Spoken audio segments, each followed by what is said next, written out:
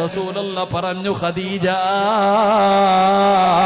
25 കൊല്ലം കൊണ്ട് കാണുന്നതല്ലേ എന്റെ പ്രിയപ്പെട്ടവരെ. ഖദീജ ബീബി റളിയല്ലാഹു തആല അൻഹ അല്ലാഹുവിന്റെ പ്രവാചകനോട് പറഞ്ഞു, യാ റസൂലല്ലാഹ്, മുത്തി നബിയേ, എന്റെ പൊന്നാര മകളായ ഫാത്തിമയെ പൊന്നുപോലെ നോക്കണം നബിയേ, എന്റെ ഫാത്തിമായ പൊന്നുപോലെ നോക്കണം നബിയേ. എന്റെ പ്രിയപ്പെട്ടവരെ, ഫാത്തിമ ബീബിക്ക് ചെറിയ പ്രായമാണ്, ഒരു ഉമ്മയുടെ ആവശ്യമുള്ള സമയമാണ്, ഒരു പെൺകുട്ടിയുടെ കൂടെ ഉമ്മയുണ്ടാകേണ്ട പ്രായമാണ് ഫാത്തിമ ബീബിക്ക്. ഏകദേശം 15 വയസ്സോ 16 വയസ്സോ പ്രായമുള്ള സമയമാ.